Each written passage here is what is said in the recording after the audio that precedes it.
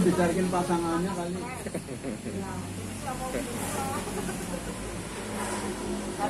Kalau umpamanya rata-rata Iya, ada jodohnya. Kata dia kalau tak kawin pohon pisang buah-buah apa? Ah, kan akhirnya dia masa jodohnya pohon pisang dia nggak mau buah.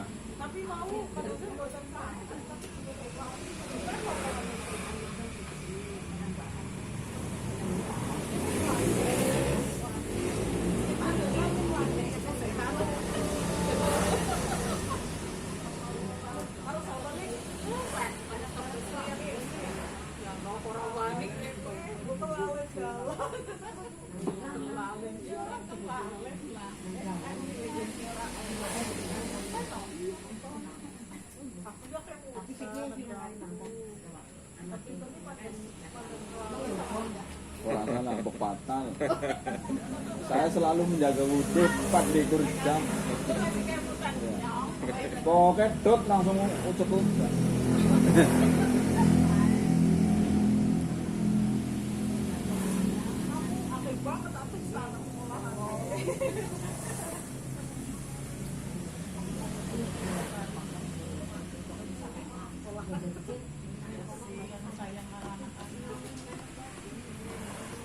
Kayaknya saya putu ya. Wah, bagus ya.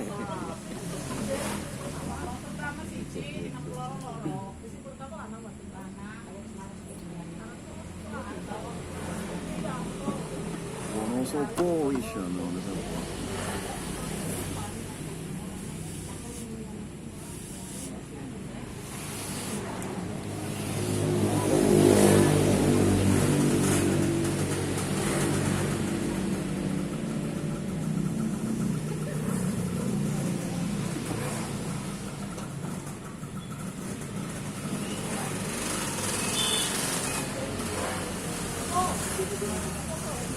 Bude, ini putrinya. Anak. ya ini baru itu nomor 2. Oh, ini. Jadi ini ada yang ini. Oh.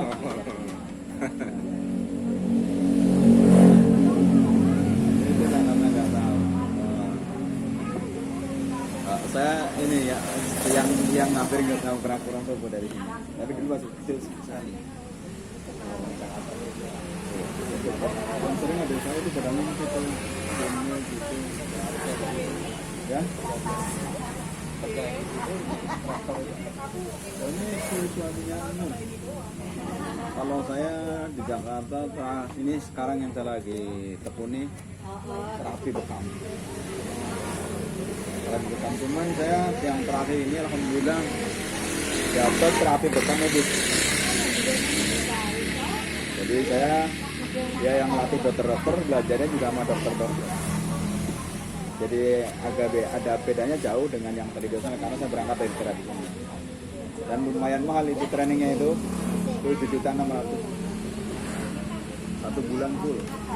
Satu kelas 25 orang, yang 10 orang umum, yang 15 ya akademis ya, ada dokter, ada perawat, ada dosen.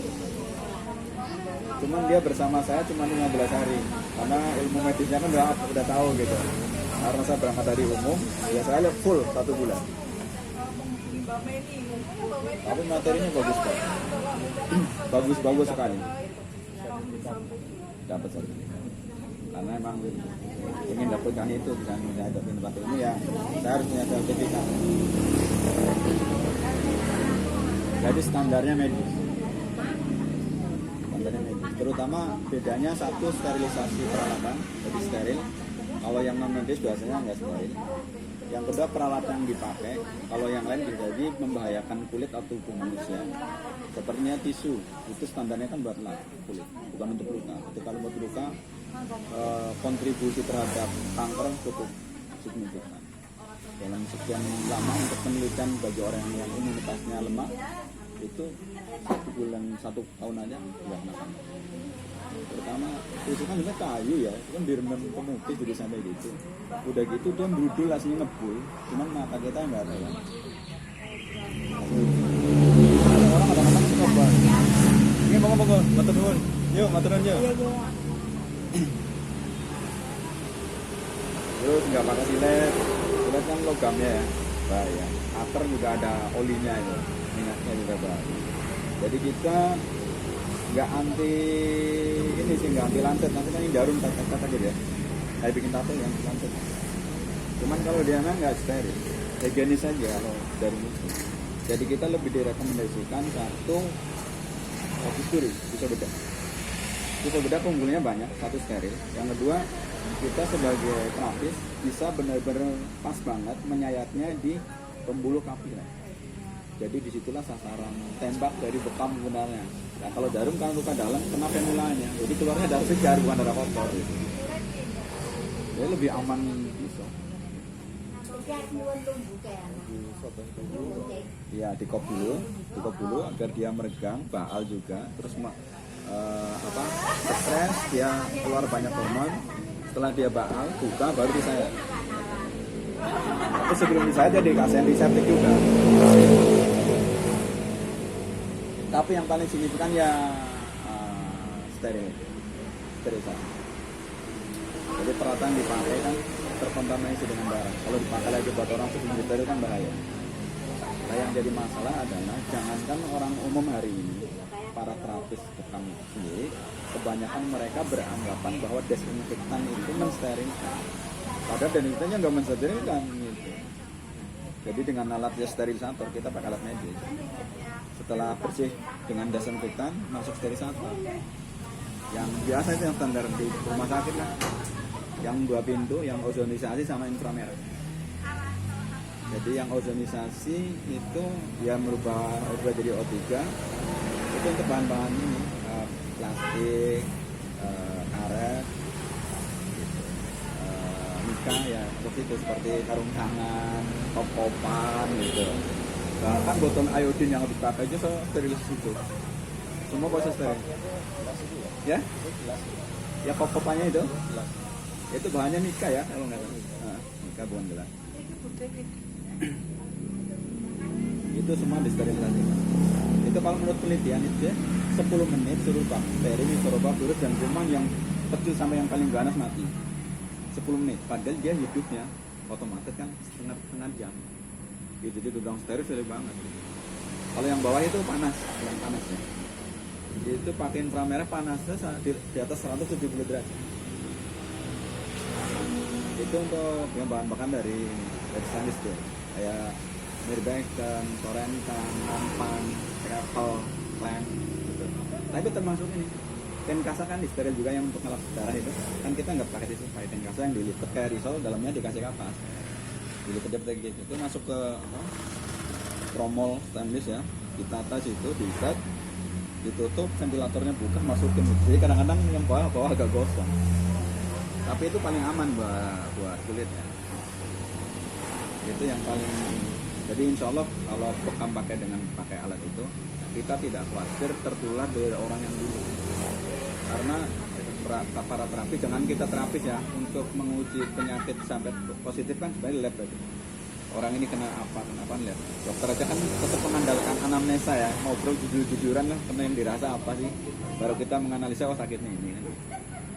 Kalau sampai detail punya penyakit apa-apa, yang paling bahaya kan ketika pernah hepatitis misalnya, kita nggak tahu ya. Apalagi HIV ya, penyakitnya alhamdulillah, letral. Dan kalau dengan kondisi itu sih, kalau secara pendidikan aman. Saya senang dengan ini yang terakhir, jadi PD sama Pak. PD saya merasa terjadi. Di samping itu kita dibekali ini. Ya pengetahuan teknisnya beda. Jadi bagaimana teknis bekam ini kita bisa menjaga sterilitas baik peralatan maupun tangan dengan cara pembagian tugas tangan kiri, tangan kanan buat apa sehingga terpelihara. Yang inilah merupakan garansi peralatan tidak terkontaminasi yang akan dipakai lagi tidak menular ke pasien berikutnya. Karena kan nggak semuanya diganti, misalnya gini, oke yang kotor-kotor, yang ada dari ganti, pompa kan nggak diganti, botol iodin kan juga dipakai lagi. Gitu. Lah dia itu nggak boleh kena darah, septisme maupun kering. Nah toleransi buat tangan kita yang kena darah walaupun kena pakai sarung tangan itu sebelah mana? Lah, ketika ada insiden begini, bagaimana cara mengantisipasinya gitu? Jadi emang seneng nggak ada kampanye, jadi pede gitu.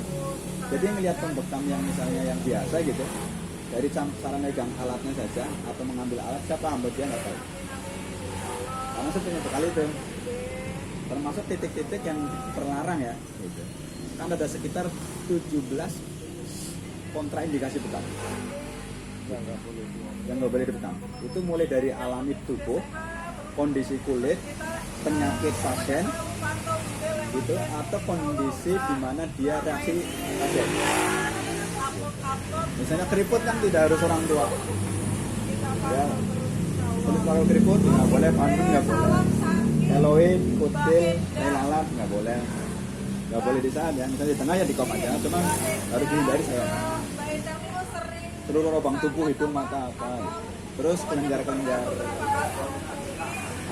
ini apa teroid atau gondong apa itu ada beberapa titik yang larangan. Seluruh lekukan termasuk yang nggak boleh di tulang belakang dari leher ini, tujuh ruas leher ya, sampai ke tulang belakang yang boleh dibekam cuma satu di kahil sini, ke bawah nggak boleh. Ya. Jadi di sini di kahil ini boleh, satu-satunya ini memang ada habisnya gitu. Jadi kalau udah di bawah kok dibekamnya dia berarti termasuk apa? Ini malprak. Dalam bekam termasuk malprak.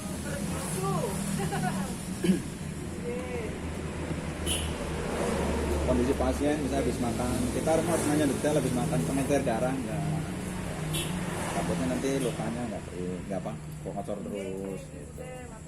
Terus gulanya basah atau kering, itu kita harus menjadi standar obrolan ya. Jangan aneh ini kalau dia kena darah tinggi ya yang perlu ditanya habis minum obat dokter enggak, biasanya kan dikasih pengencer gitu. Jangan sampai ntar dikasih pengencer pas kondisi lagi reaksinya tinggi, pas disayat ngocor terus kan dia.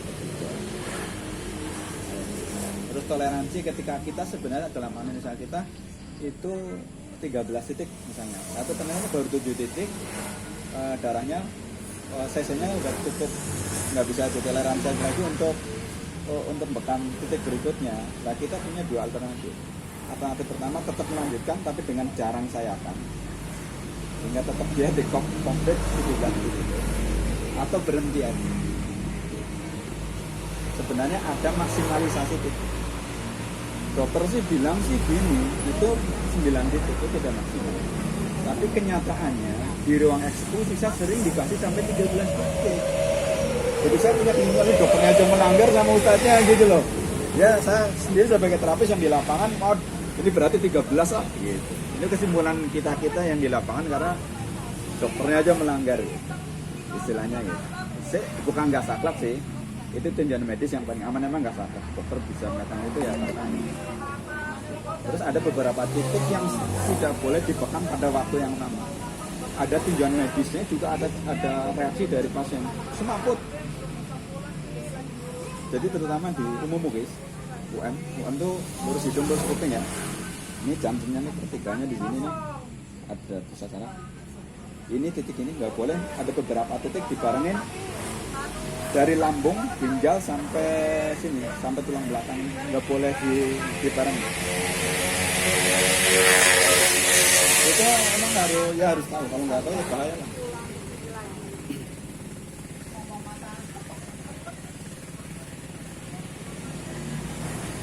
Sampai pengolahan limbah infeksius, jadi udah kayak rumah sakit. Jadi kita nggak boleh ngasih limbahnya itu, ngasih pasien atau buang sembarangan itu.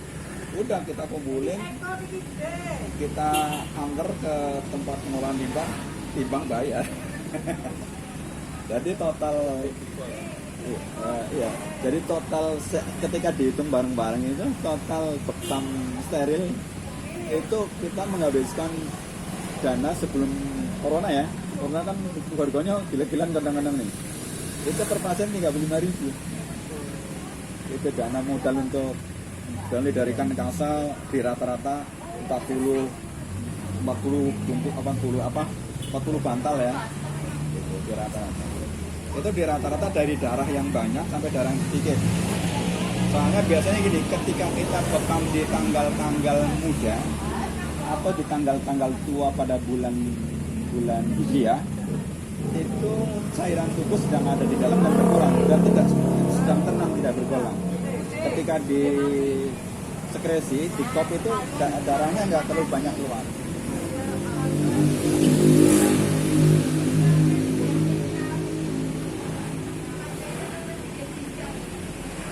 Udah ya? Udah ya?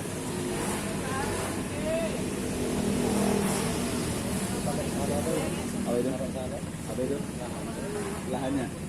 Oh bukan. Nah, ini sampai itu sama pasar itu. Sama orang kali Gudang, kali saudara. Apa Dewi itu?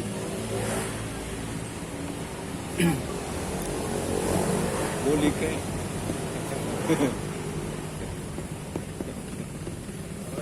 Salah batu. Pegang lagi.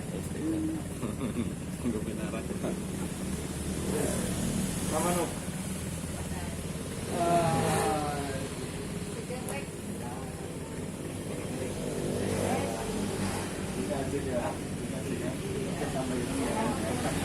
Oh, kena karas.